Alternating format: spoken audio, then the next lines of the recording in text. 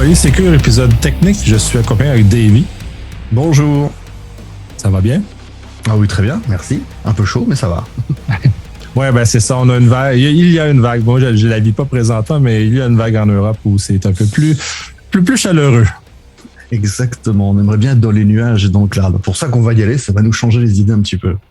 Tout à fait. Puis cette fois-ci, on va discuter de la sécurité, ou en tout cas les données au sens large et incidemment la sécurité des données qui va avec. Mais je vais te laisser commencer par une définition.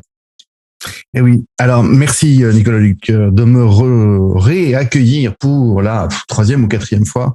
Effectivement, on va rester sur nos sujets de prédilection. Je vous retrouve à nouveau aujourd'hui pour vous parler de la donnée en général et de la sécurité, puisque c'est le domaine de spécialité qui nous intéresse. La donnée dans le cloud, c'est en fait des données plurielles. La version simple, ça n'existe pas. La donnée brute n'existe pas. Ce qui nous intéresse, c'est de comprendre qu'est-ce qu'on stocke, pourquoi on le stocke et quel est l'intérêt. Alors, je vais déjà revenir sur un élément, une petite croyance. Tu as peut-être déjà entendu cette expression, Nicolas Luc, qui est que la donnée a plus de valeur que le pétrole. Ce qui est vrai et faux à la fois. On est d'accord que le pétrole, c'est une grosse boue noire, gluante, dégueulasse, qui pue et qui n'a aucune valeur de base. Le pétrole seul, si vous en avez dans un bidon, vous pouvez vous baigner avec si vous voulez, dedans. C'est pas top, mais ça vous donnerait rien de plus. Le pétrole n'a d'intérêt que qu'à partir du moment où on sait l'exploiter, c'est-à-dire le raffiner pour en extraire une valeur. Eh bien, la donnée, c'est pareil. Donc, c'est vrai qu'aujourd'hui, ça a beaucoup d'importance. C'est vraiment le nerf de la guerre. Donc, c'est quelque chose d'extrêmement critique dans le cloud et dans toute architecture informatique en soi, mais dans le cloud encore plus pour le coup. Et ça n'a d'intérêt que quand c'est exploité. Alors, de quel type de données parlons-nous? Parce que souvent, quand on parle données, on parle de données applicatives. D'accord? On dit, j'ai une application, j'ai une base de données avec, par exemple, des objets intégrés dans un inventaire pour une liste de produits à vendre, ou alors les données des utilisateurs. Tout ça, c'est vrai, c'est de la donnée. Mais c'est pas la seule.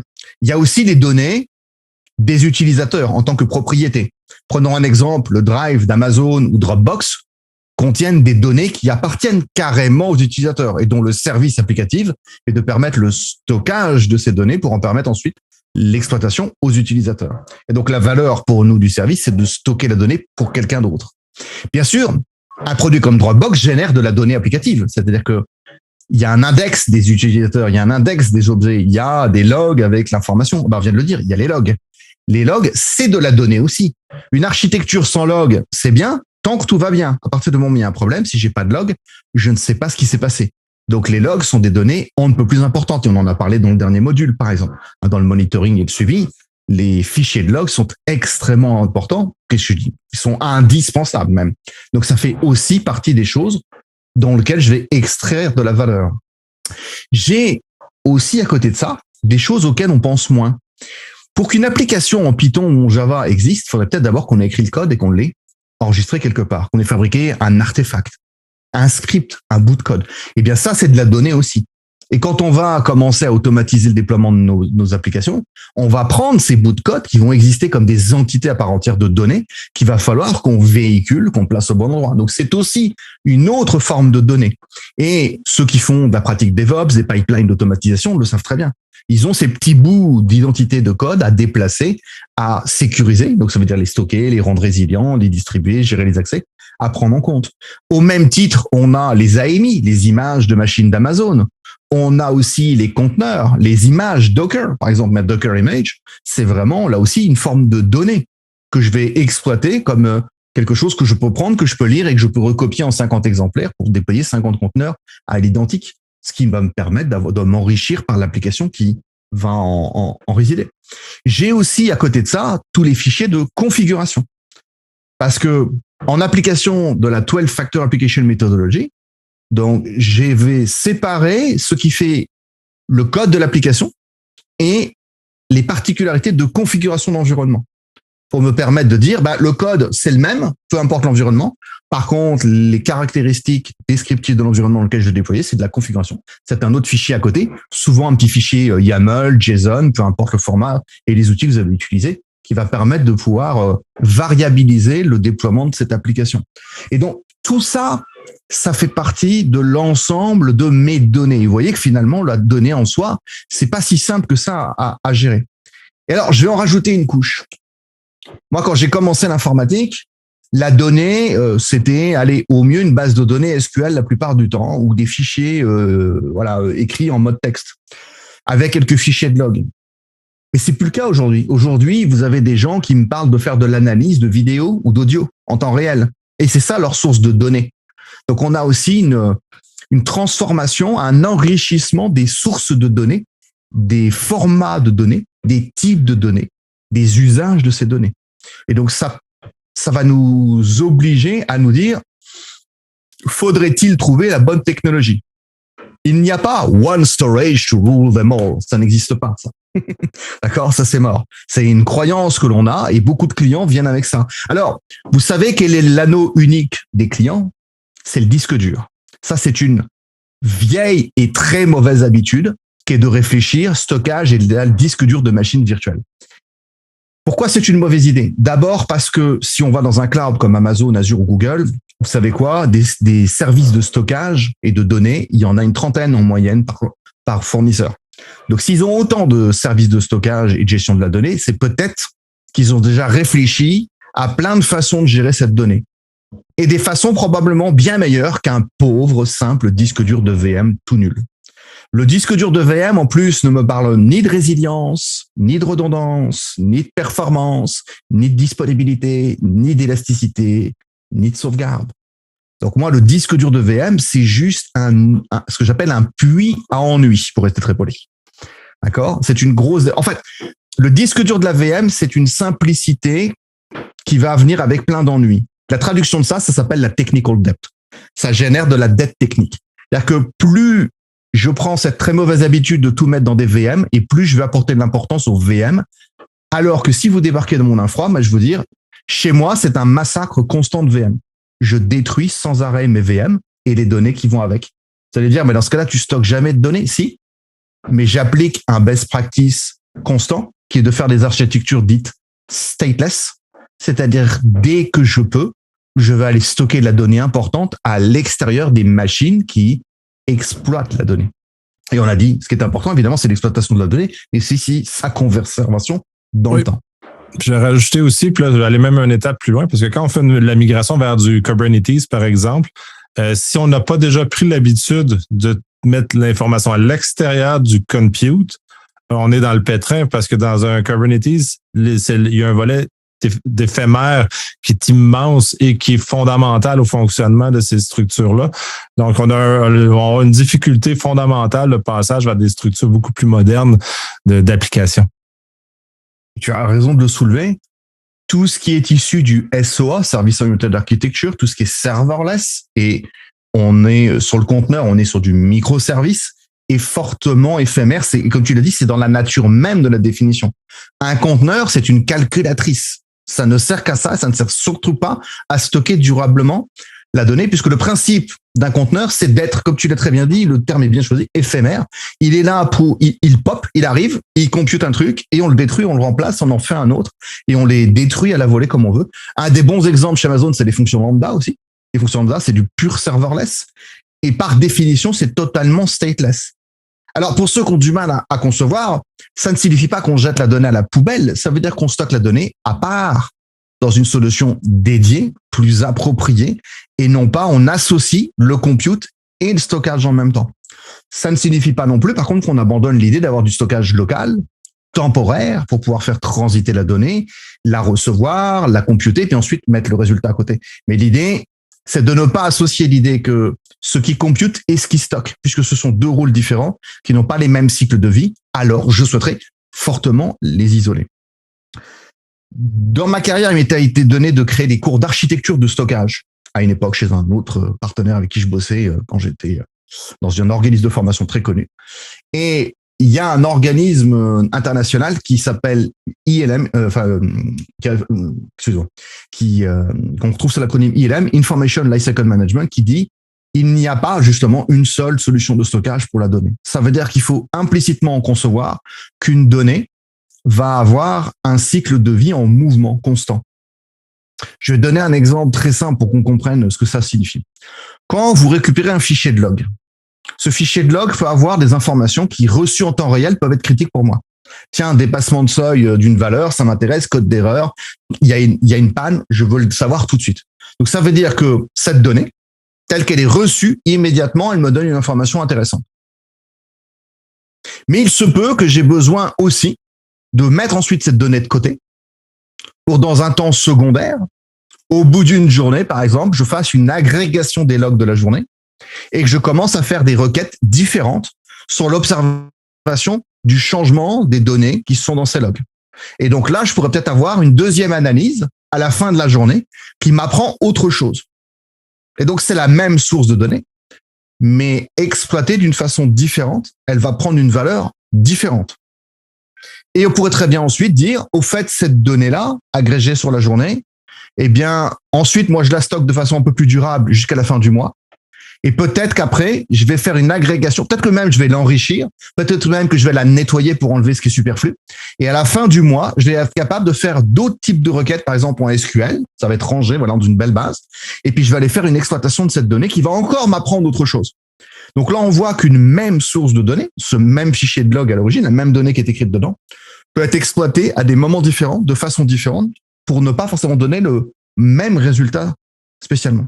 Et donc, ça permet de comprendre que, et on peut faire ça avec tout type de données, qu'une donnée peut avoir plusieurs cycles de vie dans la même journée. Alors, ce qu'il faut se souvenir aussi, c'est qu'une donnée, elle passe par trois étapes importantes. Il y a la partie ingestion. Donc là, ça, c'est le premier challenge. Quand on vous parle de données, il faut d'abord se dire, mais ta donnée, elle vient d'où? Sous quelle forme elle arrive? Est-ce qu'il s'agit d'un fichier de log de 15 kilooctets qui arrive toutes les 4 heures? Ou est-ce qu'il s'agit de collecter 9 millions d'utilisateurs connectés en temps réel sur leur téléphone mobile, de computer tout ça en back-end et de renvoyer les résultats en temps réel? Parce que là, c'est plus du tout la même chose. D'accord? Donc ça, c'est déjà l'ingestion. Et quand on a des clients qui nous posent des questions d'architecture sur quel est le moyen à mettre en œuvre pour tel ou tel modèle, rien que la question de l'ingestion peut très bien nous orienter fortement sur certaines solutions. Moi, il m'est arrivé un petit cas d'un client à Hong Kong qui fait des ampoules connectées, donc des ampoules électriques comme à la maison, qui nous montre son architecture et on dit tout de suite au client, c'est bien, mais ça va pas tenir la charge. Et le client nous dit, mais non, ça marche, notre architecture est conforme, on l'a testé. Et on dit au client, non, ça va pas tenir la charge. Et le client nous dit, non, si, on a testé avec 8000 connexions par seconde. Et on le répète au client, ça va pas tenir la charge. Le client allume l'application en production. 4 minutes après, il était sur le parquet en train de pleurer. Alors, j'exagère un peu volontairement, mais 4 minutes après, son application était morte. Ils étaient arrivés à 135 000 connexions par seconde. Donc, il était arrivé à une échelle à partir de laquelle, en fait, son architecture ne pouvait pas tenir la charge. Comprenons bien que l'architecture avait du sens. Elle fonctionnait jusqu'à une certaine échelle. Et donc, ces problèmes d'échelle, eh bien, c'est quelque chose qu'on retrouve très souvent chez les clients, c'est-à-dire, je vais dire ça d'une façon un peu drôle, mais en fait, le client se prépare pas lui-même à son propre succès. Et on le dit souvent, ayez peur de la panne, mais ayez encore plus peur du succès. Parce que vous pouvez atteindre, dans le cloud, vu qu'il n'y a plus de limite à part la facturation, vous pouvez très bien demain créer une architecture où vous pensiez avoir 100 exemplaires de votre application et vous vous retrouvez avec 15 000 exemplaires de votre application. Parce qu'on peut le faire. Et dans ce cas-là, évidemment, ça veut dire que l'architecture de stockage de données, d'ingestion de la donnée peut déjà être remise en cause. En l'occurrence, le client essayait de nous mettre tout ça dans une base SQL qui était absolument pas faite pour ça, alors qu'il lui fallait du streaming via un service comme Kinesis, par exemple, pour capter d'immenses flux de données en ayant la capacité d'en extraire une partie tout de suite et puis de gérer le reste à côté plus tard. Et ça, c'est vraiment des exemples typiques. Ensuite, j'ingère, c'est bien, je stocke. Stocker pour stocker, ouais, mais ça n'a pas tellement de valeur de stocker pour stocker. Vous savez, c'est une maladie mentale, on appelle ça le hoarding, donc les amasseurs, ou le syndrome de Diogène, les gens qui savent pas jeter. Mais si on peut rien en faire, ça devient plus un handicap qu'autre chose. D'accord? Donc il faut se rendre compte qu'ensuite, il faut qu'on exploite. Et on l'a dit tout à l'heure, je peux stocker des barils de pétrole, mais si demain, ça n'a plus aucune valeur parce qu'il n'y a plus de moteur thermique, bah, vos barils de pétrole, vous avez juste une boue noire, visqueuse, dégueulasse et puante qui n'a plus aucune valeur. Donc c'est la même chose, la donnée, pour qu'elle ait un intérêt pour nous, il faut qu'on en dégage ce qu'on appelle une information. La définition de l'information, c'est la richesse et la valeur issue de la donnée. L'intelligence, pardon, et la valeur issue de la donnée, excusez-moi. Donc, l'exploitation, ça veut dire qu'on va lire la donnée et d'un seul coup, ça va nous rendre intelligents. Je fais court, hein, mais l'idée, c'est ça. C'est, je prends la donnée, j'apprends un truc et ce truc me permet d'être plus intelligent que les autres ou d'être en avance sur les autres ou de comprendre ce qui se passe. Et donc, l'exploitation, ça signifie qu'il va falloir qu'on regarde qu'est-ce qu'on fait de cette donnée. Comment on veut l'exploiter? Est-ce qu'il s'agit de la lire une fois? Parce que la lire une fois, finalement, c'est pas tant un problème. Est-ce qu'il faut que je la lise et que j'ai la réponse très très vite? Est-ce que je fais des requêtes toutes les secondes? Ou est-ce que je fais 400 requêtes par milliseconde? Ou je fais 400 000 requêtes par milliseconde? Vous voyez? À partir de là, on peut rentrer dans des scénarios extravagants qui peut-être, pour certains d'entre eux, vous ne les avez jamais connus, mais je peux vous assurer que j'ai des clients qui me sortent des scénarios aux limites de la science-fiction. Aujourd'hui, on a des architectures qui nous envoient des quantités de requêtes astronomiques, mais parce que les moyens techniques nous permettent de le faire. Et donc, vous imaginez maintenant qu'on doit vraiment se trouver la meilleure solution de stockage pour ça. Donc, là encore, de ce scénario-là, il est évident qu'il est impensable de dire un seul stockage fera l'affaire pour tout le monde. Ça ne peut pas fonctionner.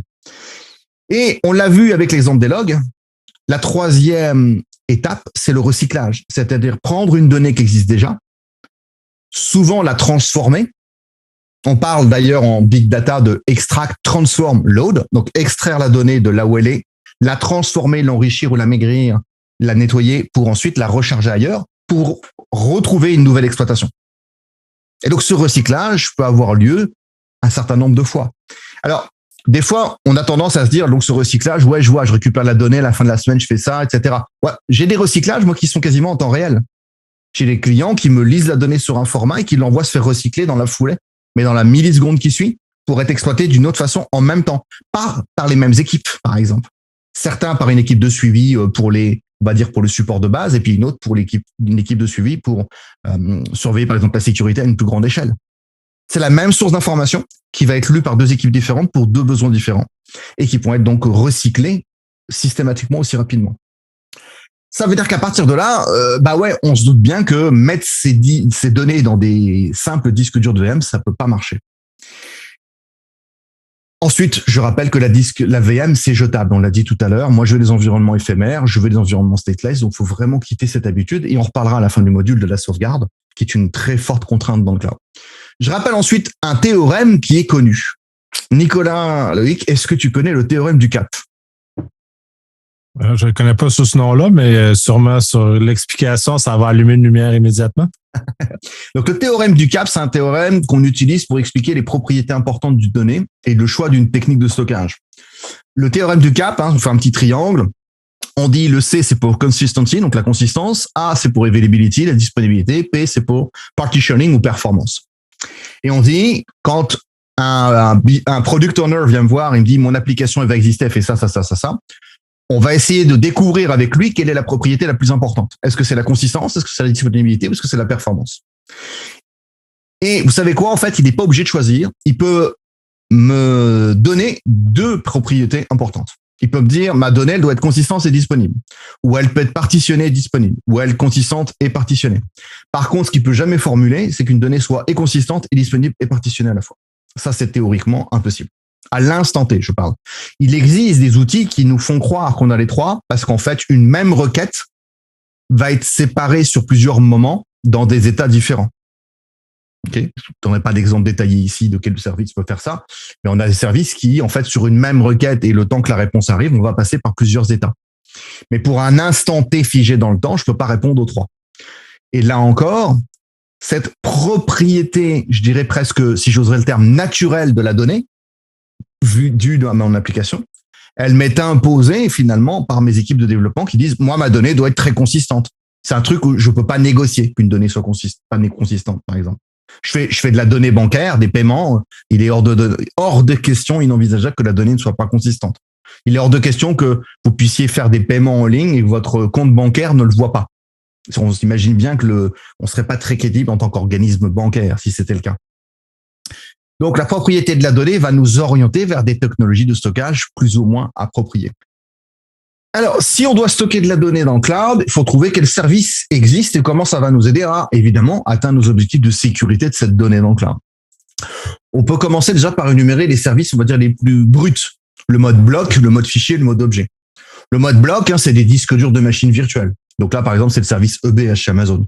Ça veut dire que quand je crée une instance EC2, une VM, je peux l'accompagner d'un ou plusieurs disques durs. Okay. Ces disques durs sont un service managé, localisé dans une Unity Zone, qui sont nativement redondés. Souvent, les clients ne le savent pas d'ailleurs, mais localement, mon disque dur, il est redondé. Alors, le client pourrait dire, ah ouais, donc si c'est redondé, j'ai pas à m'occuper de faire de la sauvegarde. Aïe, non. Cette redondance, comme on l'a déjà dit dans d'autres présentations, cette redondance a vocation surtout à protéger Amazon d'eux-mêmes. Cette redondance, elle veut dire qu'en fait, le fichier qui correspond au disque dur de la VM qui est derrière est recopié sur plusieurs équipements de stockage. Si Amazon perd un des équipements de stockage, finalement, cette redondance, elle permet de les protéger de la disparition de la donnée, qui évidemment serait très peu pratique pour nous.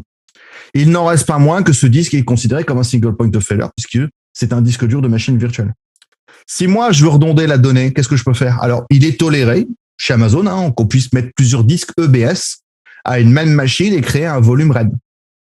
Donc, du mirroring à l'ancienne. OK, c'est une première façon de faire. Le problème de faire ça, c'est quoi? C'est que ces disques durs sont dans la même Unity Zone. Ils sont dans le même data center, si vous préférez. Et donc, en termes de résilience, c'est pas ce qu'il y a de mieux. On pourrait ensuite me dire, est-ce qu'on peut pas répliquer ces disques d'une Unity Zone à l'autre? Oui, mais à l'instant T seulement. C'est-à-dire, vous pouvez faire ce qu'on appelle des snapshots.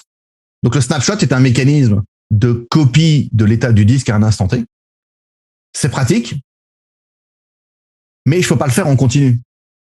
C'est-à-dire que si je change des blocs de données toutes les millisecondes, j'ai pas dans mon snapshot tous ces changements à chaque fois que je le fais. Ou je peux pas demander un snapshot à chaque fois. Donc, si je veux, par exemple, opérer aujourd'hui une redondance de données sur plusieurs disques durs entre deux VM, il faudra carrément que ce soit fait au niveau de l'application.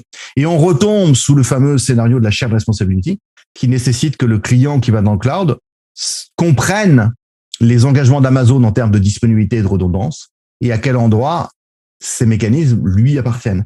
Ici, si le service ne peut pas me permettre d'avoir une continuité de recopie de ce disque sur plusieurs Unity Zones, ce sera à moi de l'opérer au niveau de l'application. OK. Ensuite, on est sur des services qui, la plupart d'entre eux, supportent le chiffrement. Donc, le service EBS, par exemple, supporte le chiffrement des disques durs. Alors, attention, je parle de chiffrement de disques comme on parle des chiffrements des VMDK chez VMware. Donc, il s'agit des chiffrements des objets disques, pas de la surface du file system dans lequel l'OS écrit. Il s'agit vraiment du stockage à proprement dit, qui peut correspondre, bien sûr, à une obligation légale de chiffrement de données. Si vous voulez chiffrer ensuite, par exemple, les données d'une base de données qui serait hébergée dans ce disque, il va falloir en faire appel à des mécanismes de chiffrement de la base de données. Par exemple, TDE, Transparent Data Encryption pour Oracle, ou ce genre de moteur qui existe nativement aujourd'hui dans nos outils de base de données. On a aussi le mode fichier. Donc, le mode fichier, là, on va avoir un service qui va nous permettre d'avoir un file system partagé en réseau. Et on commence à avoir moins de problématiques de redondance ici. Pourquoi? Parce qu'on est sur des services qui sont au niveau de la région, carrément.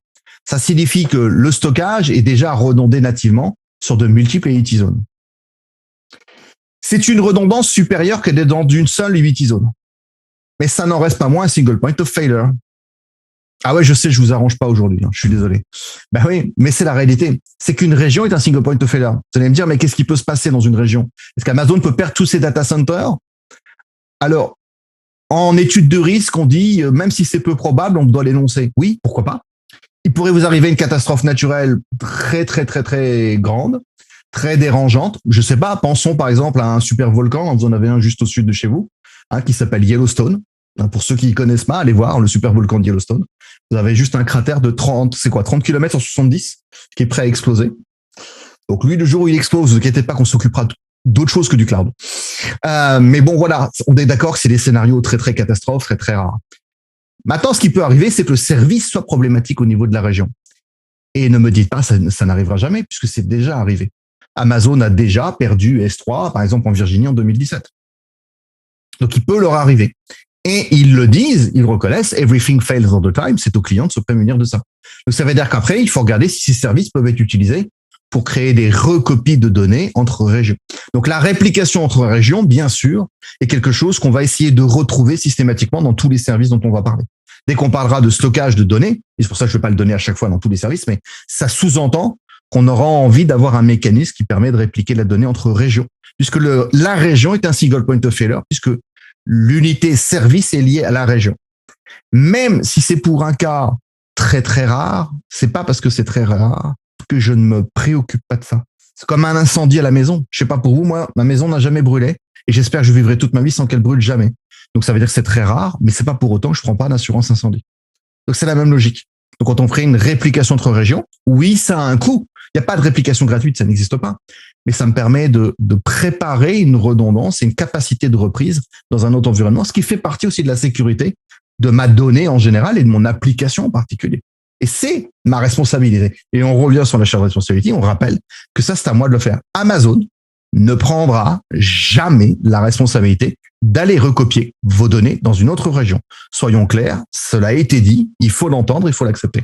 C'est la même chose chez Azure. Ouais, ben, c'est partout, de toute façon, c'est partout pareil. Mais ça dépend des services. Puis c'est ça qu'il faut regarder. Il faut vraiment lire les petits caractères. Puis c'est là où la responsabilité partagée doit être analysée dans chacun des services. Parce que tu mentionnais des fois dans les availability zones, c'est recopié, des fois ça ne l'est pas. Des fois, ça peut faire. Il faut vraiment vérifier où se situe pour pas avoir de mauvaises surprises que si les services d'Amazon, puis c'est arrivé plus qu'une fois là, dans les dernières années, viennent à devenir indisponibles. Si notre modèle d'affaires ne supporte pas cette indisponibilité-là durant quelques heures, ben, il faut justement planifier que les choses puissent être redondantes d'une façon ou d'une autre, être résilientes d'une façon ou d'une autre. Mais c'est chaque service a ses petits caractères. Puis chez Azure, Office 365 aussi, il y a des petits caractères. Lisez-les bien parce que oui, il y a des avantages, oui, il y a des bénéfices, mais pas sur tout. Puis il faut vraiment savoir c'est où les endroits où la responsabilité est la nôtre et justement de répliquer, comme tu mentionnes, soit sur une autre région, soit sur même une autre géographie dans certaines instances, d'assurer qu'on est capable de tolérer ça. Parce que sinon, ben, la donnée, une fois elle est disparue, elle a disparu. Puis là, je vais citer l'exemple malheureux de OVH, mais les clients n'étaient pas bien préparés à ça, n'étaient pas éduqués à ça. Fait qu'eux autres ont eu cette mauvaise surprise que la responsabilité partagée est vraiment partagée. C'est un exemple qu'on retrouve encore régulièrement. Et d'ailleurs, chez OVH, actuellement en Europe, il y a, donc suite à la destruction d'un data center l'année dernière par un incendie, il y a un certain nombre de clients qui sont en train de monter une class action en Europe contre OVH pour essayer de les rendre responsables de ça. Mais personne ne va dans le sens de ces clients. Quand vous dites aujourd'hui, quand je fais des formations et que je dis, il faut redonder, il faut pas mettre tous ses œufs dans le même panier, et tout le monde rigole. Je fais, oui, il a expliqué ça aux clients qui l'ont fait pourtant.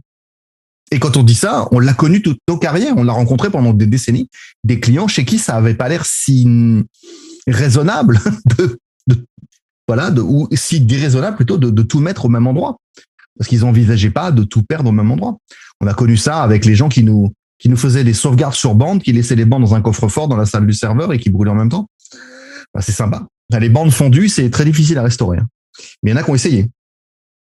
Donc voilà, il vaut mieux les amener à la maison, à la limite. C'est presque plus secure, finalement, de les laisser dans la boîte à gants de la voiture.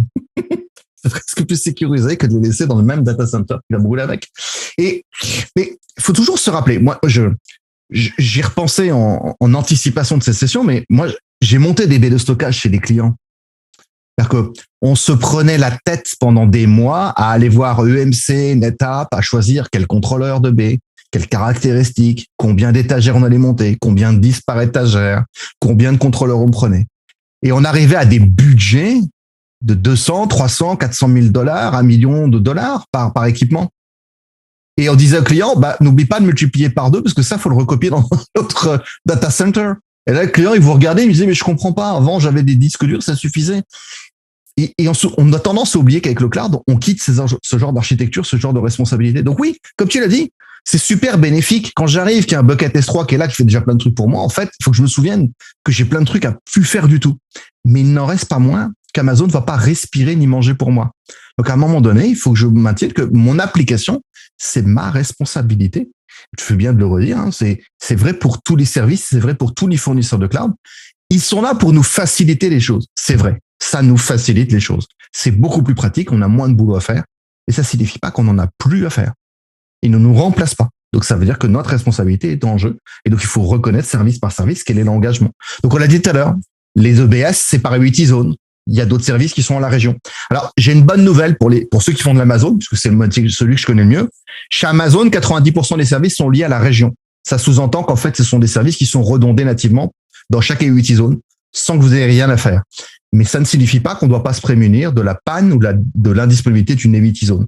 Et l'indisponibilité d'une Navity Zone, ça peut être le service qu'Amazon casse, mais ça peut être vous, en tant que client, qui fassiez une erreur, qui vous cassez vous-même votre région. Non pas en détruisant la région d'Amazon, mais en cassant la ressource que vous utilisez dans cette région-là. Ne serait-ce qu'un problème imaginez un problème simplement de permission est suffisant pour casser une architecture. Donc, ça veut dire qu'il faut qu'on se prépare nous-mêmes à se casser tout seul nos architectures par erreur, et donc qu'on anticipe cela. Le mode objet, c'est S3, c'est le fameux service S3. Alors, évidemment, il y en a peut-être qui connaissent déjà, mais il y a beaucoup de gens aussi qui ne connaissent pas S3.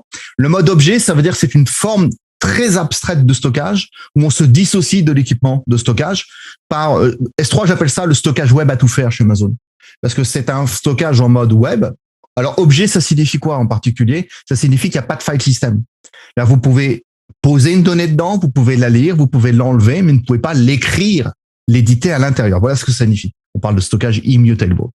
Et donc, ce stockage à tout faire, et là aussi, quand Amazon me le présente, je ne sais pas s'il y en a qui connaissent, les 11.9. La durabilité d'une donnée chez S3, c'est 99,9999999. Enfin voilà, il en a 11 au total. C'est alors, je crois, il s'engage à ne pas perdre de données avant 16 millions d'années. Voilà, ça vous donne de la marge. Mais la durabilité, c'est les 11.9, la disponibilité, c'est 99,99. Et là, j'ai beaucoup de clients qui comprennent pas la différence entre durabilité et disponibilité, par exemple. La durabilité, c'est l'engagement qu'Amazon, même s'ils ont un problème et qu'ils ferment leur bureau pendant 15 jours, votre donnée ne sera jamais perdue. La disponibilité, c'est le fait qu'ils s'engagent à être disponible, à vous laisser l'accès, mais peut-être qu'ils peuvent couper aussi pendant 4 heures, 5 heures, 10 heures. Après, ils ont un engagement en l'échange de quoi ils vous doivent de l'argent s'ils ne sont pas disponibles. Alors, on va traduire, ça veut dire quoi ça? Ils vous doivent de l'argent. Oui, ils vous doivent le dépassement du SLA. Par contre, si votre application ne marche plus, c'est votre problème. Les pertes dues à l'application, c'est votre problème. Et c'est ce qui s'est passé, par exemple, avec l'accident de S3 en Virginie en 2017. Les clients qui sont venus en pleurant ou en hurlant contre Amazon en disant c'est votre responsabilité, ils ont dit non, c'est la vôtre. Everything fails all the time, on vous le dit tout le temps, c'est écrit partout. Werner Vogel, là, sur les t-shirts, et le hurle dans tous les sens. On vous le répète dans chaque formation. Everything fails all the time. Vous devez être préparé au pire et ne jamais partir que du près qu'une région est bien plus fiable qu'un data center. Ils ont des pannes aussi, ils peuvent arriver des erreurs, et donc il faut se préparer à ça. Donc, le stockage mode objet, ça veut dire qu'on va se dissocier du file system. Ça veut dire qu'on enlève les propriétés d'un file system. Ça veut dire qu'on peut mettre tout type d'objet, tout type de données dedans. Ça veut dire qu'on a un stockage qui est nativement redondé, qui est natif donc sur plusieurs Navity Zones, donc sur plusieurs data centers, donc qui est recopié, qui fournit des fonctionnalités de réplication cross-region, très pratique. On a dit qu'on voulait être prêt dans plusieurs régions, et qui fournit plein d'autres fonctionnalités, bien sûr, de sécurité, qui supporte le chiffrement, par exemple, avec plusieurs modes, server-side encryption, client-side encryption. Même le server-side encryption possède plusieurs dégradations. On a, par exemple, sur S3, la possibilité de fournir un objet et une clé de chiffrement à S3. Et dans ce cas-là, le service va chiffrer tout seul. De dire, ouais, qu'est-ce qu'il fait de la clé après? Ben, il la jette à la poubelle. C'est pas son boulot. On lui a dit, je chiffre. Ça veut dire que si on veut déchiffrer, il faut que je sois moi-même en capacité de restituer la clé de chiffrement déchiffrée déjà elle-même, si elle était dans une hiérarchie clé sous une master key. Et puis ensuite, de pouvoir déchiffrer la donnée moi-même avec mon application. Mais il y a des fonctionnalités natives aussi, où on coche une case et on dit à S3, chiffre pour moi. Ça veut dire qu'S3 va aller chercher un autre service, par exemple de chez Gestion Clé, comme KMS, pour nous, en douce, sans que je le voie, et va s'occuper du chiffrement-déchiffrement. Donc, ça veut dire qu'on va avoir des fonctionnalités de ce type-là. La donnée est redondée nativement, donc j'ai pas de problème d'intégrité, elle est testée automatiquement aussi. Si moi, je veux me prémunir de mes propres problèmes d'intégrité, par exemple, si je veux me prémunir de l'effacement de la donnée, il existe là aussi dans les services comme S3 des fonctionnalités. On a par exemple le mode lock. Le mode lock, c'est un cumul de deux fonctions, qui est d'abord le versioning. Certains d'entre vous connaissent peut-être déjà ce versioning. Le versioning, c'est en fait, quand vous êtes dans un bucket S3, sans versioning, quand vous détruisez une donnée, elle est détruite, comme je l'ai dit tout à l'heure, Nicolas. À partir du moment où une donnée est détruite, elle est détruite, au revoir, tu peux pleurer, c'est tout. Donc là, ça veut dire que quand on active le versioning, on met un tag détruit et en fait, la donnée est conservée, elle passe dans une hiérarchie. C'est comme si vous passiez de 2 dimensions à une 3e avec une profondeur et vous conservez toutes les anciennes versions, ce qui, bien sûr, vous offre l'opportunité de revenir chercher ces anciennes versions s'il y a un problème. Et le mode lock dans le bucket, ça permet de dire, je vais mettre le versioning en place et en plus, tu sais quoi? Je vais interdire la réécriture des données pendant une certaine période. Donc ça, c'est pratique, par exemple, si on veut mettre des périodes de rétention de données, de protection, d'intégrité de données pendant, je sais pas, 3-4 jours après écriture dans des fichiers de log. On veut être sûr que personne n'écrive quoi que ce soit. Attention, par contre, je vous donne un petit détail technique parce que celui-ci peut être très, très, très impactant, vraiment très impactant. Quand vous activez le mode log dans S3, certains d'entre vous me diront, mais en fait, il y en a deux, c'est vrai. Donc le mode log dans S3, qu'on appelle WORM, Write Once, Read Many, eh bien, il y a un mode dit compliance et il y a un mode dit gouvernance. Le mode gouvernance, c'est vous qui dites. Je veux que la donnée soit écrite. On peut l'écrire une fois, mais on peut plus la réécrire pendant 7 jours. Au bout de 7 jours, vous pouvez la modifier, ou en général, on fait des life cycle policies, c'est-à-dire on fait migrer la donnée vers d'autres types de stockage plus appropriés. Mais par contre, si vous changez d'avis entre-temps, vous avez le droit de changer la politique et de venir toucher la donnée quand même. Donc c'est une gouvernance, c'est votre décision. Le mode compliance, à partir du moment où vous l'avez mis en place, plus personne ne peut toucher à la donnée. Et là, je vais aller loin. Même pas le compte route, donc le super compte Amazon. Et je vais aller encore plus loin. Même pas le support d'Amazon. Donc ça, c'est le mode ultra conservation qu'on met en place et qui va vous empêcher de subir le drame absolu qui est un collègue s'en va de l'entreprise en claquant la porte et prend le compte route et détruit tout. Là, ça veut dire qu'en fait, même avec ça, on peut plus détruire la donnée. Alors, c'est un modèle très, très, très, très, très protecteur. Par contre, vous ne mettez pas une durée de rétention pendant 3 ans.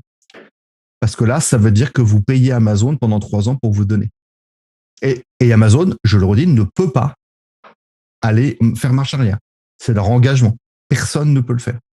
Donc, quand on le met en place, ça rigole pas. Il faut vraiment réfléchir à ce qu'on met. Donc, en général, on fait ça pour une donnée vive sur quelques jours, quelques semaines, tout au plus. Sachant qu'on retrouvera ça dans un autre service de stockage, qui est le stockage d'archivage, qu'on appelle aussi donc S3 Glacier, qui lui-même supporte le mode lock sur ses archives. Et là, sur les archives, bien sûr, il est beaucoup plus raisonnable d'envisager d'avoir ce mode lock sur plusieurs mois, voire plusieurs années, sachant que il n'y a pas l'équivalent du mode compliance sur Glacier pour éviter de vous bloquer totalement définitivement. Ok. Donc ça existe. Ce sont 2 modes de stockage qui existent. Donc Glacier, c'est la prolongation du mode objet. Donc ce sera l'archivage. Archivage, ça veut dire que c'est une donnée qui doit être conservée. Et là aussi, ça fait partie de la sécurité de ma donnée.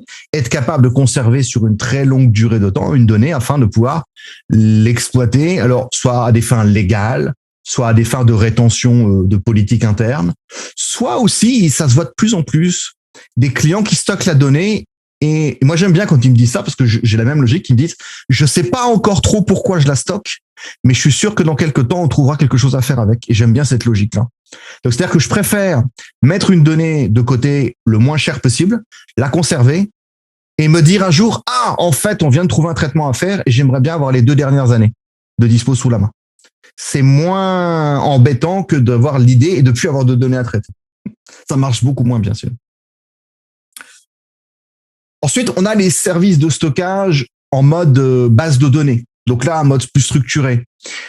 On a des services de base de données SQL comme RDS. Donc là, il s'agit d'un service de base de données en mode EC2. Pour ceux qui connaissent RDS, RDS de base, vous avez une AMI, un type d'instance, et vous avez une VM de base de données avec l'OS et le moteur de la base. Et d'ailleurs, dans la liste, on retrouve des moteurs tierces comme Postgre, MySQL, MariaDB, Microsoft SQL et Oracle, par exemple. Et Aurora, qui est le produit à la source Amazon. Dans les 5 premiers cas que j'ai cités, il s'agit de machines virtuelles avec des disques EBS, littéralement. Donc, c'est-à-dire que là, le traitement de la donnée et ce qu'on va faire de la donnée, c'est ce qu'on fait des disques EBS, finalement. C'est tout. Il va rester ensuite à vous la possibilité de gérer les accès, puisque évidemment, on aura les propriétés d'accès qui seront à prendre en compte. On aura aussi la possibilité de gérer les sauvegardes par le service. Ce qui n'est pas la même chose quand on fait des services comme DynamoDB, qui est un service de base de données NoSQL, en mode purement serverless.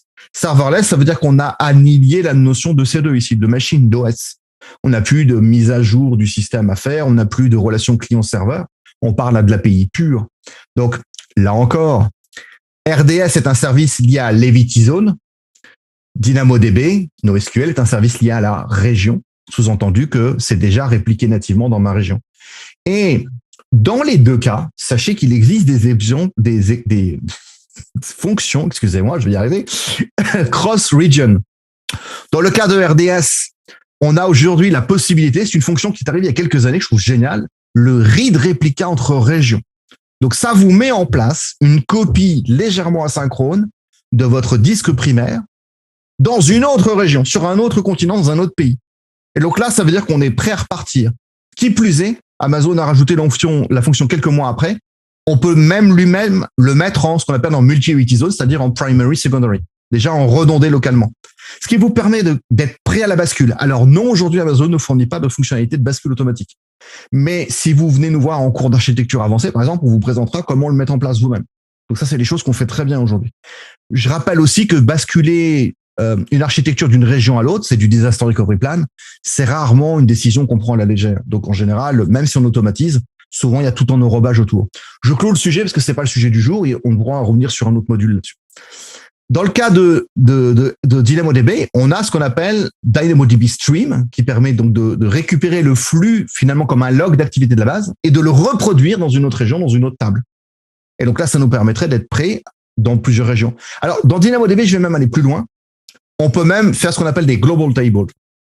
Ça veut dire que vous avez, par exemple, dans 3 régions différentes, la même table de base de données NoSQL qui se recopie partout.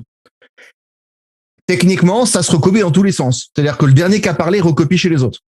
Donc, en général, quand on fait ça, on fait ça souvent pour de la résilience. C'est-à-dire qu'en fait, on se prépare à une panne et on dit, la base est disponible mondialement, mais techniquement, il faudrait qu'on travaille dans une région et elle est dans les autres en attendant. Soit pour de la lecture, soit pour quelques écritures en évitant les conflits, soit juste en préparation de panne.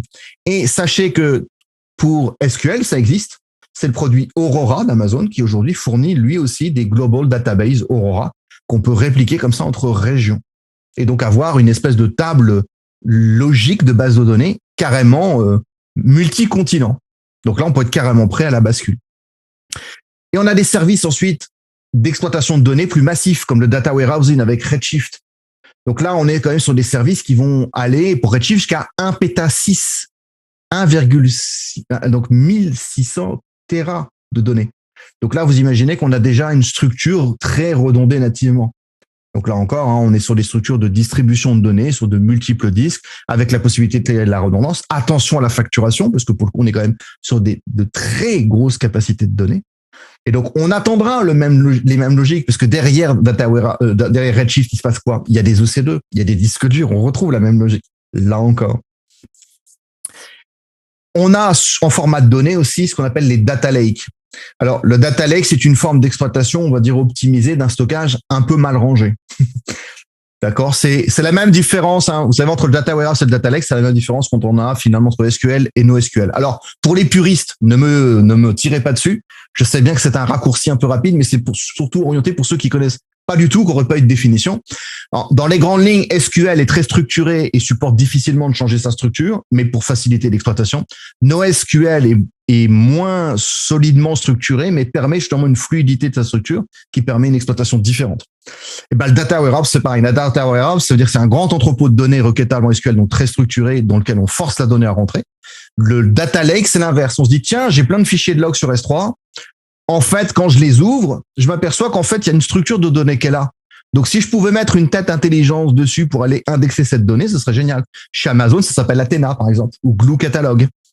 On a des produits comme ça, ou Lake Formation, par exemple. Voilà, j'en cite 3 qui peuvent faire ce boulot-là, d'aller prendre une donnée, la lire. Alors, on n'est pas sur des bases de données, on est sur de la donnée en lecture sol. Donc là, ça veut dire qu'il faut qu'on se pose des questions. Et d'ailleurs, quand on fait du data lake, c'est pas forcément en continu.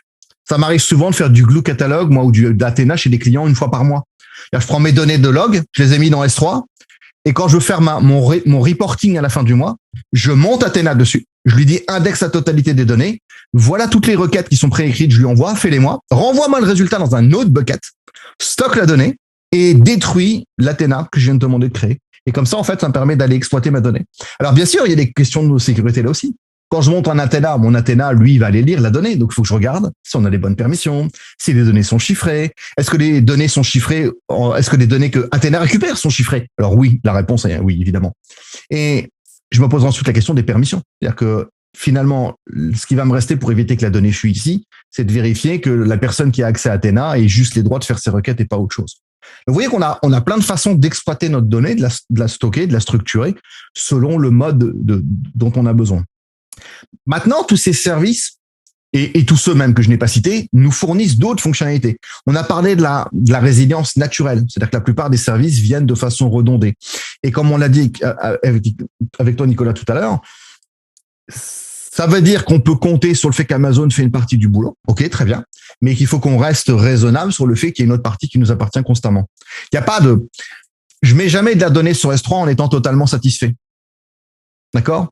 Ça veut pas dire qu'S3 est pas bien. C'est pas du tout ce que je suis en train de dire. Ça veut dire que je suis conscient que si je veux aller jusqu'au niveau de mon exigence maximum, je sais qu'S3 seul ne pourra pas faire le boulot. Mais je suis très content qu'S3 fasse déjà le boulot parce que moi qui ai mis en place des baies de stockage dans ma carrière, je peux vous assurer que c'est un truc que j'ai plus envie de faire. Et donc, quand je vois à quelle échelle ça travaille et le fait qu'ils me font gagner tout ça, ça m'intéresse. Et on vient de le dire, il y a plein de fonctionnalités comme la réplication entre régions ou la réplication localisée. On peut faire de la réplication différenciée. On a des systèmes de chiffrement qui sont natifs. On a des systèmes de log. Ah, très important. Sur un service comme S3, par exemple, on a les S3 Access Log. Alors, c'est quelque chose sur lequel j'attire votre attention parce que c'est quelque chose d'assez rare. Les clients connaissent peu. Amazon, pendant très longtemps, nous a envoyé toutes les activités d'S3 dans un log qui est connu sous le nom de CloudTrail chez Amazon. Donc, le CloudTrail, c'est le log de tous les calls d'API d'Amazon. Le problème, c'est que c'est un peu le log de tous les calls d'API d'Amazon et qu'on a aujourd'hui près de 240 services qui envoient ces logs dedans. Donc, on se dit, ça fait un log un peu indigeste à souhait. Et on est arrivé ensuite à des exigences, on va dire, de niveau de connaissance qui fait que ce log est pas assez, en fait, il est pas assez détaillé. Donc, Amazon a fini par entendre les clients. Et il y a quelques années, ils ont créé ce qu'on appelle S3 Access Logging, qui permet d'avoir, en fait, un log dédié à l'activité de chaque bucket. Ce qui, d'une part, me permet d'avoir une ségrégation des logs. Tu as un bucket, il a tel besoin, voilà ton log. Et je n'ai que les logs de cette activité. Mais qui plus est, c'est un log beaucoup plus détaillé que les simples appels d'API. On peut retrouver vraiment tout le comportement des consommateurs de données, y compris des consommateurs extérieurs à Amazon. Tiens, un tel IP est venu me taper mon bucket 3 millions de fois par heure pendant les 30 derniers jours. Donc là, ça me permet comme ça de détecter des choses qui sont très précises. Et donc, l'intérêt de ces logs, c'est quoi? Ça me permet de préparer des réponses à des événements. Tiens, j'ai une donnée, par exemple, qui est très utilisée. Sauf que je m'aperçois que c'était pas le cas pendant les 3 derniers mois. Et là, ça fait 48 heures. Donc, je peux aller me mettre une alerte quand j'ai plein de requêtes que je n'avais pas avant. On dit toujours, un changement de comportement soudain, inexpliqué, forcément intriguant. Donc, il faut que je m'y intéresse. Donc, typiquement, je peux me mettre une alerte en disant, dès que j'ai un comportement comme ça qui change, je peux aller voir ensuite l'équipe de développement. Est-ce que vous avez fait un changement récent? Oui, c'est nous, c'est notre faute, machin, ou c'est une nouveauté. OK, pas de problème. On a mis du sens. On est au courant. Ça nous empêchera pas de vérifier qui consomme, quand même, au cas où quelqu'un serait venu en passant. Et si l'équipe de développement vous dit non, l'application elle n'a pas changé, il n'y a aucune raison que cette augmentation ait lieu, vous êtes peut-être en train de détecter une compromission, par exemple, de votre donnée. Donc, j'ai besoin aussi de ce genre d'informations.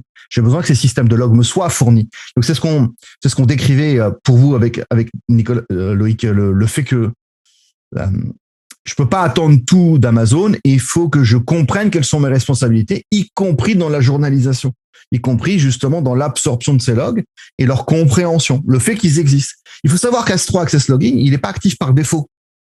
On va se dire, c'est dommage parce que c'est vachement utile. Vous avez raison, c'est très utile. Mais pour l'activer, alors, c'est la petite blague chez Amazon. Pour activer un log, il faut quoi? Il faut créer un bucket S3 pour l'envoyer. Donc, ça veut dire, vous allez avoir besoin de créer des buckets avant. Et c'est pour ça, d'ailleurs, qu'Amazon ne vous l'active pas par défaut, parce que c'est à vous de prendre cette décision. Et c'est à vous de décider où ce log va aller, donc quoi et où est ce bucket, quels sont ses paramètres. Et Amazon ne le fera jamais pour nous, parce que c'est de notre responsabilité. Même chose sur DynamoDB, on a parlé de DynamoDB Stream. DynamoDB Stream, typiquement, c'est ce qu'on fait avec. Par exemple, si vous avez créé une application dans laquelle vous pouvez écrire, détruire de la donnée, mais normalement, la mise à jour est interdite. Donc, à chaque fois que vous avez une tentative de mise à jour, vous pouvez me dire, tiens, on peut créer une alarme, prévenir les équipes. Qu'est-ce qui se passe? Pourquoi il y a quelqu'un qui essaie de mettre à jour la donnée? Donc là encore, on peut automatiser la réponse via ces logs qui nous permettent de mieux comprendre, de tirer des conséquences et d'apporter, bien sûr, une meilleure compréhension. Donc, les services nous le fournissent de plus en plus. Comme je l'ai dit, par contre, c'était pas le cas avant. Donc, ça arrive progressivement. Donc, c'est un service où vous dites aujourd'hui, il n'y a pas le log, c'est CloudTrail qu'il faut regarder dans ce cas-là. Et donc, CloudTrail sera le service dans lequel je vais retrouver le plus d'informations. On peut aller jusqu'à utiliser Macie. Donc, Macie, c'est un service un peu spécial qui permet de dire, au fait, je voudrais un outil qui est capable d'aller détecter les numéros de carte bancaire. Vous savez, légalement, j'ai pas le droit de les stocker en clair. Bah, si dans un bucket, tu détectes des numéros de carte bancaire en clair, c'est très grave pour moi, je vais être au courant. Bah, mais ici, c'est un outil avec lequel on peut faire de la détection comme ça de patterns, soit déjà prédéfinis, standardisés, très connus, soit les vôtres. Et donc ensuite, de laisser l'outil détecter ce genre de choses. Il peut détecter aussi des changements de comportement. Et attention, c'est un outil qui est connecté à une intelligence artificielle derrière qui va apprendre de ce qu'on lui dit. Donc à nous de voir ensuite si on est à l'aise avec cette idée-là. Bien sûr, tout ça, ça veut dire qu'on a défini des permissions. Et vous le savez, pour ceux qui nous ont écoutés les fois précédentes, bien, les permissions, c'est la base de tout. Sans permission dans le cloud, j'ai le droit de rien faire. Donc, il va falloir déjà que je définisse des permissions IAM. La plupart des services, pour définir les permissions, c'est IAM et rien du tout. Sauf S3 et Glacier, qui, eux, possèdent des particularités. On a ce qu'on appelle les access lists. Alors, les access lists, j'ai une bonne nouvelle pour ceux qui les aimaient pas. Ça y est, c'est officiel. Depuis décembre de l'année dernière, Amazon a dit, vous les oubliez, elles vont disparaître. Pourquoi les access lists vont disparaître? Parce que c'était la raison principale des accidents de S3. La faille de sécurité la plus principale du cloud, c'est les données en public avec S3. Et la raison, c'est que souvent, avec les access lists, on faisait 3 clics et on se retrouvait en public sans s'en apercevoir ou sans faire attention. Donc ça arrivait trop souvent. La seule access list aujourd'hui Amazon va vous conseiller d'utiliser, c'est de la no public access, qui elle va être à spécifier par défaut, ce qui fait que même si vous créez une bucket policy qui dit public access, en fait, vous n'aurez pas le droit. Donc ça vous permet comme ça de contrer par défaut et de cadrer. Donc là aussi, c'est un bon mode de fonctionnement quelque part d'avoir des politiques qui accompagnent des ressources sensibles comme de la donnée à éviter d'être exposé en public. Alors S3, c'est un cas un peu particulier parce que si on parle de EFS pour le mode fichier par exemple ou FSX, si on parle de BS, on les met pas en exposé en public comme ça parce qu'on passe par des réseaux et par des EC2 qui les consomment. Mais un bucket S3, c'est un stockage web à tout faire.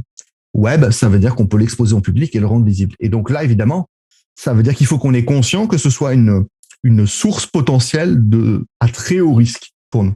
Alors bien sûr, on pense à gérer les accès, on pense aux permissions pour gérer les accès, on pense à la distribution. On peut utiliser CloudFront devant, par exemple, pour le sécuriser. On peut aussi, pourquoi pas, penser au chiffrement. Comme ça, des fois qu'on le mettra en public, il faudrait aussi qu'on vérifie. Oui, si vous mettez un bucket en public, mais que vous n'avez pas le droit de déchiffrer les données, il vous arrivera rien de plus. Vous aurez accès à des données chiffrées et vous ne pourrez pas les exploiter. Vous ne pourrez même pas les récupérer. Mais ça n'empêche pas qu'on ait l'accident qui arrive. Donc, ça veut dire qu'il faut qu'on cadre les responsabilités, là encore, en tant que client, de qui va faire quoi sur ces niveaux-là. Alors, pour S3, il y a une autre politique que j'aime beaucoup, qui a été rajoutée il y a 2-3 ans, qui s'appelle les S3 Access Points. Les S3 Access Points, c'est comme si vous me disiez, mais moi, quand je vais voir un match de hockey au stade, quand je veux rentrer dans le stadium, on rentre pas tous par les mêmes portes. Pourquoi? Parce que c'est très grand. Et puis, on n'a pas tous les mêmes tickets. Il y en a qui ont des loges VIP. Il y en a d'autres qui vont dans des loges un peu plus populaires. Si c'est pour aller voir un concert dans un stade, vous avez même la fosse, vous avez des gradins.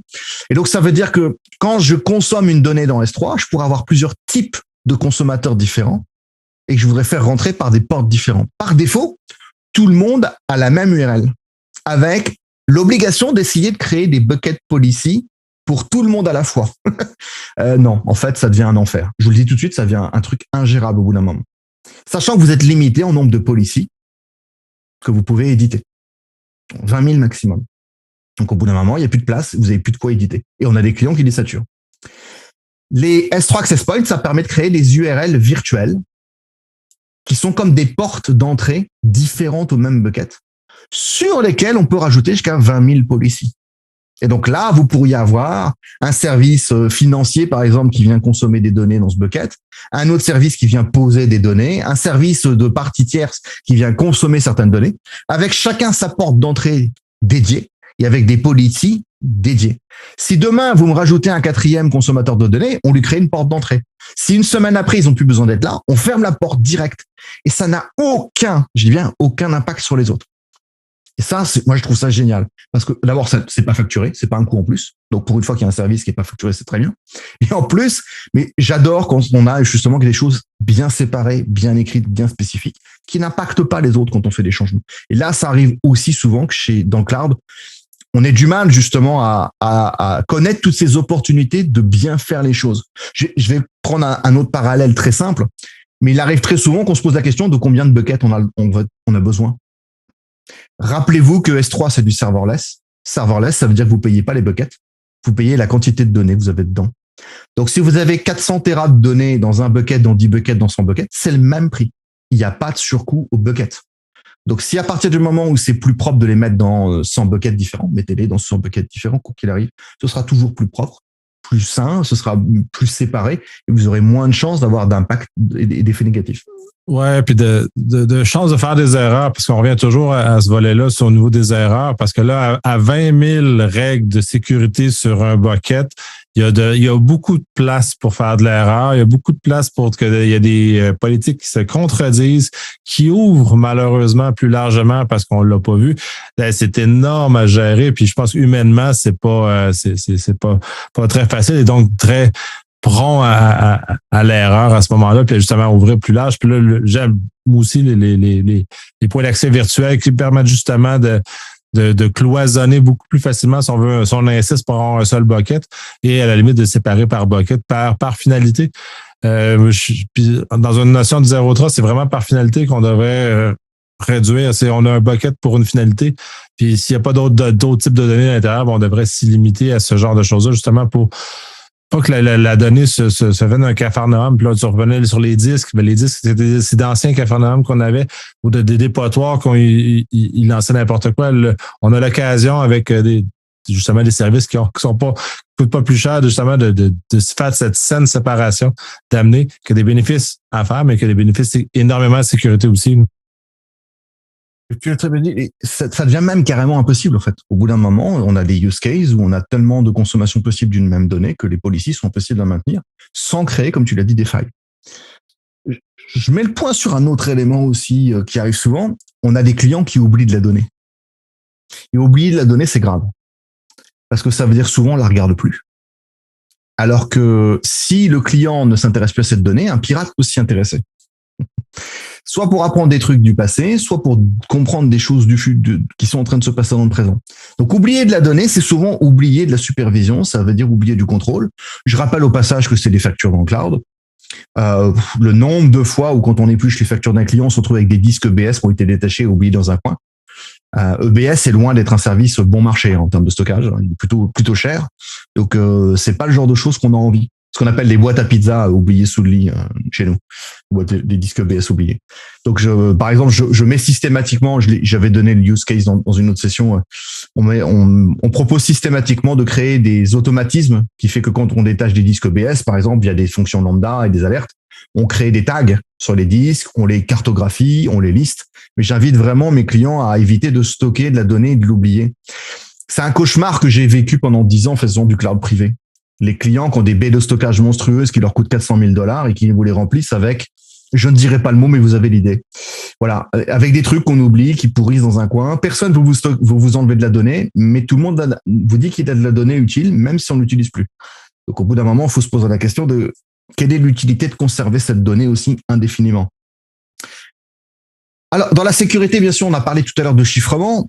Le chiffrement, ça fait sens. On parle de chiffrement de la donnée en transit et au repos, qui sont deux choses. Donc, quand on échange de la donnée entre un client et un serveur, par exemple, ou un point d'entrée et un service, on a aussi le fait de stocker la donnée chiffrée.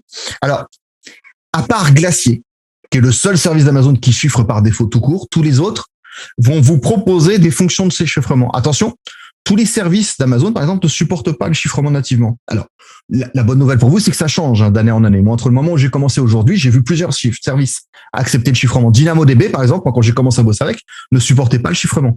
Ça veut dire que c'était au client d'aller écrire la donnée chiffrée dans la base, directement. Donc là, maintenant, on peut le faire.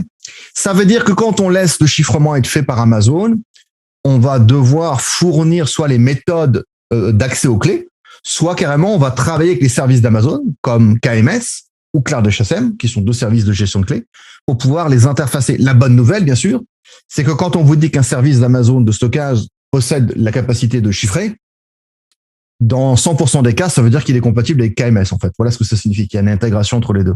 Donc après, moi, je peux personnaliser KMS et puis ensuite dire utilise le chiffrement d'Amazon. Oui, mais tu sais, Amazon, moi, j'ai pas confiance. OK, pas de problème. Alors, la recommandation est, mettez en place du chiffrement de votre côté. Et vous avez le droit, vous pouvez. Et quand on stocke de la donnée dans un service ou une VM, il vous appartient de prendre cette liberté de chiffrer la donnée. Je rappelle que chiffrer n'est pas gratuit. Je parle pas d'argent ici, je parle de performance. Je parle de continuité de service. Je parle de résilience. Quand je mets en place du chiffrement dans des disques durs et puis que je les sauvegarde, ça veut dire que vos sauvegardes sont chiffrées. C'est-à-dire que quand je veux restaurer la donnée un an après, il faut que je sois sûr d'avoir les clés sous la main. Donc à partir du moment où on met en place du chiffrement, rappelez-vous que c'est pas juste du chiffrement, c'est la gestion de ce chiffrement et de ce déchiffrement sur le temps, sur des environnements multi-régions, pourquoi pas multi-cloud, avec le besoin de manager ça. Donc attention, c'est pas une problématique si simple ça qui suffirait de cocher la case. Et si vous voulez en garder le contrôle parce que vous préférez, vous avez le droit. Mais attention, là aussi, il faut que cette logistique, elle soit maintenue de bout en bout, qu'elle soit cohérente partout. Si vous perdez vos clés de chiffrement, c'est votre problème. Amazon n'est pas là pour vous. Il vous garde pas des doubles des clés. Ce qui là aussi serait, comment dirais-je, criminel carrément. Enfin, il y aurait plus personne qui irait chez eux. En fait, c'est comme si vous imaginez, vous allez chez un serrurier faire les doubles de vos clés, vous les perdez, puis vous revenez un moment après, vous lui dites, est-ce que tu as les doubles de mes clés? Puis vous dites, oui, il n'y a pas de problème, j'ai les doubles de tes clés. Puis la nuit, je viens voir si tu dors bien dans ta chambre. Ah, c'est pas flippant du tout. Donc non, on n'attend absolument pas, évidemment, d'un fournisseur de cloud qui fasse ça pour nous. On veut qu'ils nous fournissent des outils pour ça. Pour l'intégrité des données, on en a parlé tout à l'heure. On peut mettre le mode doc en place, le mode worm. On l'a sur plusieurs services. C'est le cas de S3, c'est le cas de Glacier. C'est le cas de CloudTrail qui a lui-même son propre integrity check qui peut nous fournir la possibilité donc d'avoir un bucket dédié pour mettre un log d'intégrité de CloudTrail qu'on peut interroger ensuite en ligne de commande pour vérifier l'état justement des logs. Est-ce qu'il nous en manque ou pas? Est-ce qu'il y en a un qui a été modifié ou pas? Donc, on a des outils de tests d'intégrité qui sont fournis par Amazon. Quand on parle de sécurité, on parle aussi de distribution. Alors, distribuer une donnée, ça dépend où est stockée la donnée. Si c'est une base de données, un disque BS, quelque chose qui est consommé par une VM, souvent c'est la VM qui va faire l'accès potentiellement de cette donnée, y compris public. Une application, un serveur web, ce que vous voulez. On a vu qu'S3, lui, avait sa particularité puisqu'il peut être présenté en public directement. C'est un des rares services de stockage d'ailleurs qu'on peut préconiser de mettre en public ponctuellement. En général, quand on fait du S3 public, un bon architecte de solution vous proposera forcément de mettre CloudFront devant. Donc CloudFront, c'est le CDN, le Content Delivery Network. Alors, le but n'est pas forcément de faire de la mise en cache, c'est de se rappeler que CloudFront, son premier boulot, c'est la sécurité. Allez, son premier boulot, c'est de dire, au fait, je vais filtrer avant toi qui va t'accéder. Et CloudFront, on le rappelle, est sur les edge locations. C'est-à-dire qu'en fait, au lieu d'avoir mon bucket qui réside dans une seule région, qui peut être consommé par des millions d'utilisateurs, on va avoir des points d'entrée qui sont dispersés sur la planète dans plus de 300 data centers en plus qu'Amazon utilise pour les edge locations, dans lequel CloudFront va être là pour dire, au fait, est-ce que tu as le bon certificat? Au fait, est-ce que ta requête, elle est légitime? Et via CloudFront, par exemple, on peut mettre en place ce qu'on appelle l'Origin Access Identity.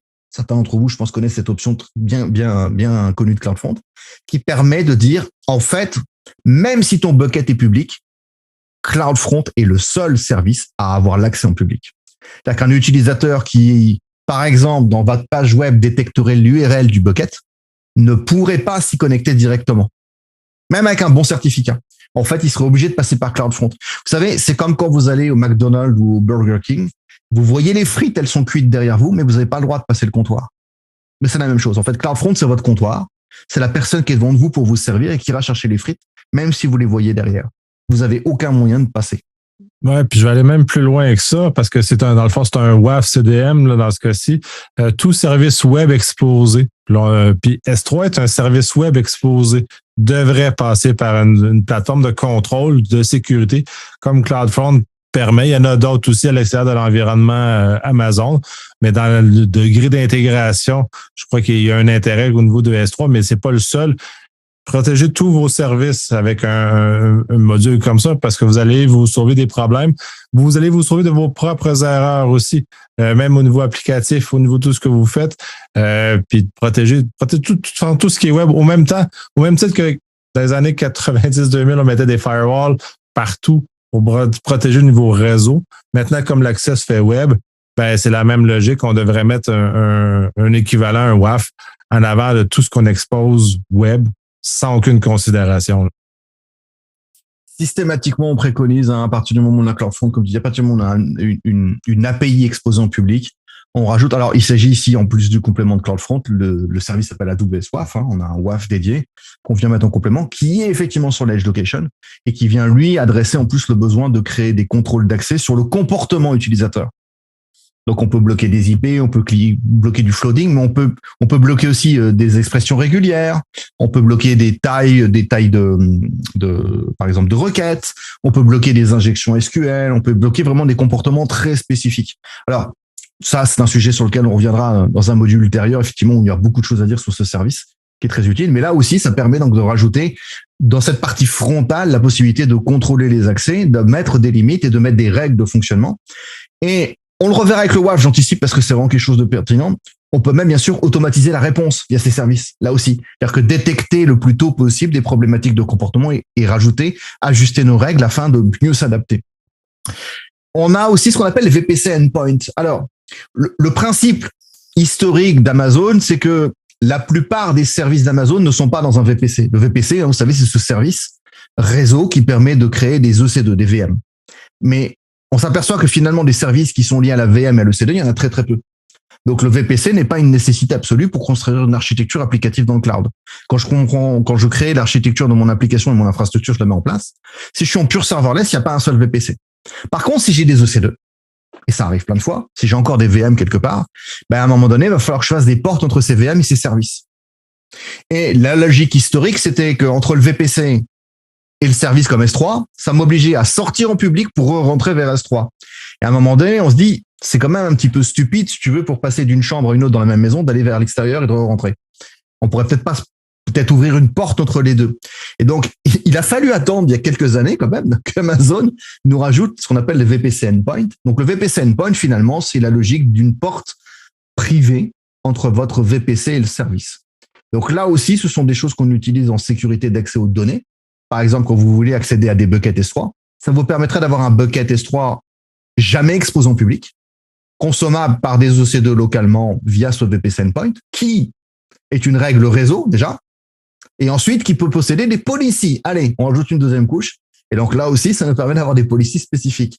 Et je vais vous donner un scénario dans lequel on pense pas souvent à ça, mais ça vous permet d'accéder à S3 en privé via un VPN. C'est-à-dire qu'en fait, vous allez créer une liaison VPN entre chez vous et le VPC en question. Puis, vous allez passer par une machine de rebond qui va consommer S3 via son VPC endpoint. Donc, du VPN, vous allez passer donc au réseau qui héberge cette EC2. Vous allez vous connecter à cette EC2 qui va consommer votre bucket en privé pour vous. Et donc là, ça vous permet d'avoir un lien totalement privatisé entre des services qui seraient hébergés chez vous, on-premises, et un bucket S3 sans avoir 1 gramme de public dans l'équation. Donc là, c'est quelque chose qu'on peut mettre en place et qui nous est préconisé, qui nous est demandé par certains clients qui sont vraiment très, très, très à cheval sur la sécurité. On reviendra sur les parties réseau dans un module bientôt parce qu'il y a des caractéristiques comme ça de l'architecture réseau qui peuvent être très complexes pour vraiment réussir à ficeler l'ensemble. Et d'ailleurs, dans cette même logique, j'ai tendance à dire que quand on a des buckets S3 qui t'embêtent en public, vous me les mettez dans les comptes Amazon dédiés, séparés, carrément. C'est-à-dire que je m'attends, par exemple, à ce qu'une équipe de développement qui est dans un compte spécifique n'ait jamais le droit de mettre en public. Je dis pas qu'ils vont pas le faire, je dis carrément que je ne leur donne jamais la permission. Vous voyez, c'est ça aussi. On en avait parlé précédemment dans les autres modules, mais on arrive trop souvent à faire des réparations de choses qui n'auraient jamais dû avoir lieu si on avait bien estimé les permissions depuis le départ. Et en termes de questions de sécurité de la donnée, c'est souvent le cas. C'est-à-dire qu'on s'aperçoit que quelqu'un a pu détruire une donnée parce qu'en fait, il avait le droit de détruire et qu'on se pose la question une fois que c'est fait, mais pourquoi diantre cette personne avait le droit de détruire? Après tout, quelle est la logique qui fait qu'on lui a donné cette permission qui finalement n'a pas de sens du tout dans son métier? Et je vous invite vraiment à réfléchir là-dessus. C'est très souvent qu'on se dit, mais finalement, pourquoi tu as autant de permissions? Parce qu'il n'y a aucune raison factuelle que tu aies besoin de ces permissions dans l'absolu. Donc souvent, l'excès de permission va nous... Alors, bien sûr, c'est quelque chose qu'on répète d'une session à l'autre, mais comme on dit, répéter, c'est enseigner. Donc, si on le fait, c'est que ça arrive beaucoup trop souvent aujourd'hui. Et on va renchérir sur un dernier sujet, je pense qu'il va presque arriver à notre conclusion. C'est la sauvegarde dans le cloud. Et c'est un sujet que je trouve très drôle parce que les collègues qui font encore beaucoup de sauvegarde, souvent me trouvent très violent. Mais je leur dis, votre sauvegarde dans le cloud, on s'en a un peu plus rien à faire. Pourquoi? Parce que comme je l'ai dit tout à l'heure, moi, la sauvegarde, ça avait de l'intérêt quand j'avais des disques durs de VM et que si je les perdais, j'étais très triste et très en colère parce que j'avais perdu ma donnée. À partir du moment où j'ai compris que j'étais dans des architectures stateless, mes VM, pour une écrasante majorité d'entre elles, sont des VM totalement purement jetables qui ne contiennent rien de critique. Donc, à partir du moment où j'ai plus de VM critiques à sauvegarder, je vous dirais, pourquoi vous sauvegardez? Ou en tout cas, plus aussi massivement. Après, vous allez me dire, oui, mais t'as dit qu'il y a des services de base de données. Ah, effectivement, là, on va garder une logique de sauvegarde classique. Mais ça veut dire que là où j'avais une architecture VMware avec 400 VM et qu'on m'embêtait, pour rester poli, à faire sauvegarder toutes les VM toutes les nuits, qui ne marchaient pas, etc. Enfin bon, j'ai connu ça chez VMware pendant des années, des grosses problématiques de sauvegarde, c'est notre cauchemar. Et bien, dans le cloud, ces 400 VM, la plupart d'entre elles, elles existent que de façon très temporaire. Comme tu l'as dit tout à l'heure, c'est des VM éphémères, la plupart d'entre elles. Elles n'en sont pas là pour durer. Ce qui est là pour durer, c'est la donnée qui est derrière, qui est stockée dans des serveurs de base de données. Alors, OK, j'ai un service de base de données RDS, je peux faire de la sauvegarde. Mais je préfère sauvegarder la donnée dans RDS et m'appliquer à faire un énorme effort dessus que de recopier de la donnée 40 fois par disque dur. Là encore, la sauvegarde, vous savez que c'est 25% du problème. Les 75% qui restent, c'est la restauration. Et le nombre de fois où on fait des sauvegardes sans jamais vérifier l'intégrité, et au moment où on essaye de restaurer, ça marche pas, c'est des soirées, des week-ends très pénibles.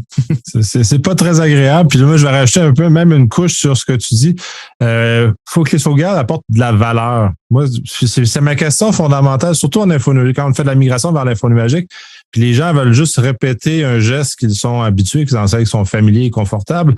Est-ce que ça apporte de la valeur, ce geste-là, de le mettre en infonuagique?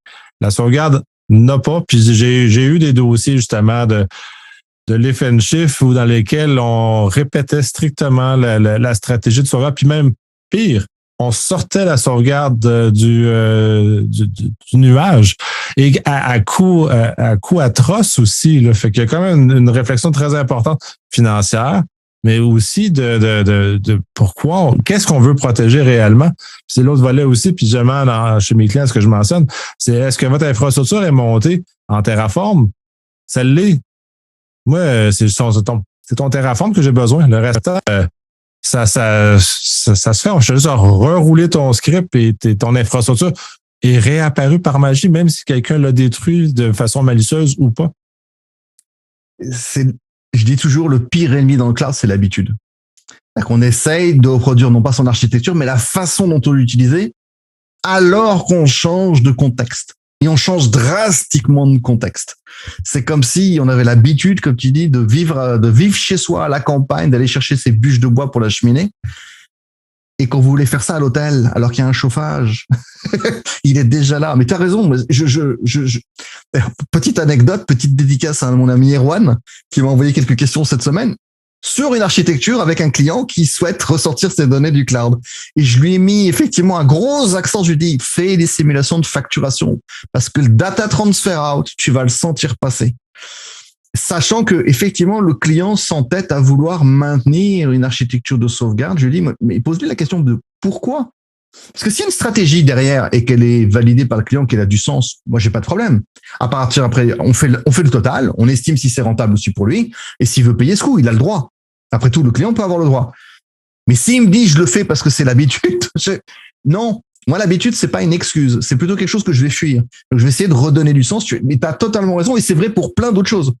Si ce qu'on se met à refaire dans le cloud n'est pas motivé par un sens profond, il y a un besoin réel qui répond à un vrai besoin d'infra, de services d'exploitation, alors il faut forcément passer par l'étape, questionner le pourquoi vous faites ça. Alors, bien sûr, dans le cloud, on a des services qui s'approchent de la sauvegarde. On a les services de sauvegarde. Alors, petite anecdote, le service de sauvegarde qui s'appelle AWS Backup est arrivé il y a 3 ans. 3 ans seulement. Je rappelle que AWS existe depuis 16 ans. Donc, ça veut dire qu'en fait, avant, ils disaient, mais on s'en fout de votre sauvegarde, les gars, arrêtez, quoi.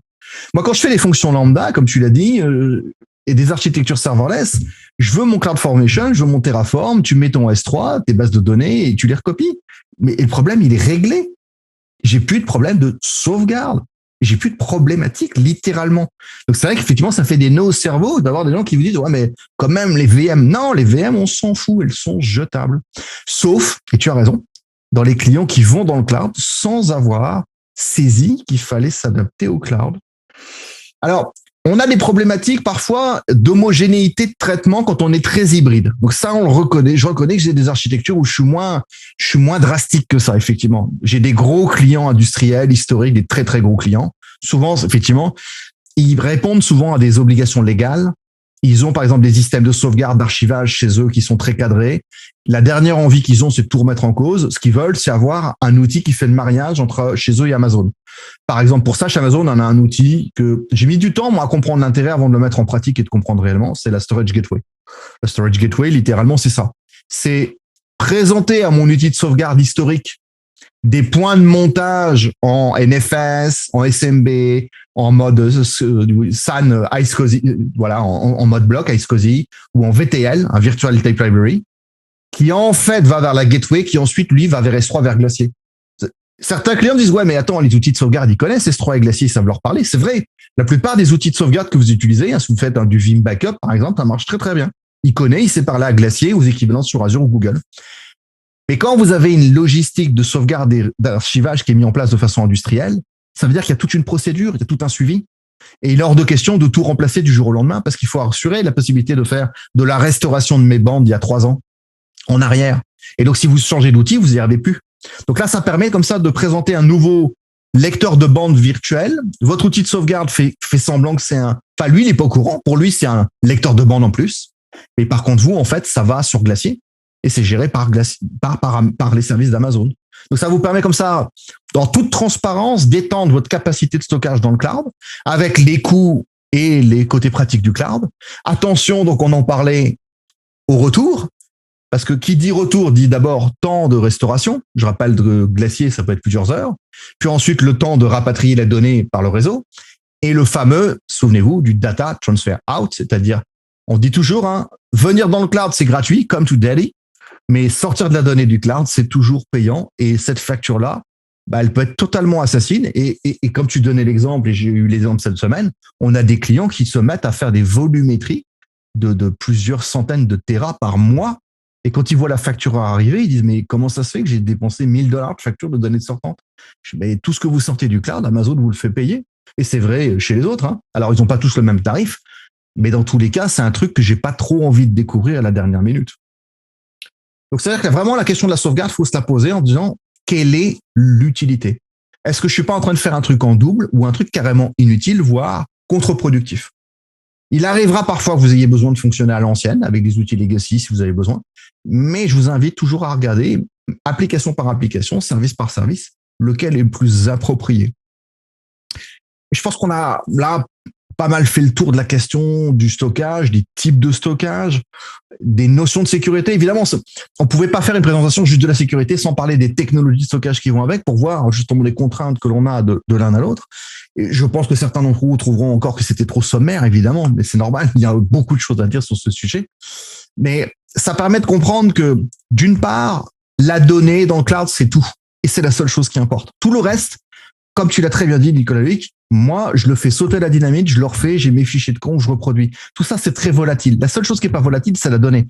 Si j'ai 30 pétaoctets de données, je peux pas aller faire détruire comme ça.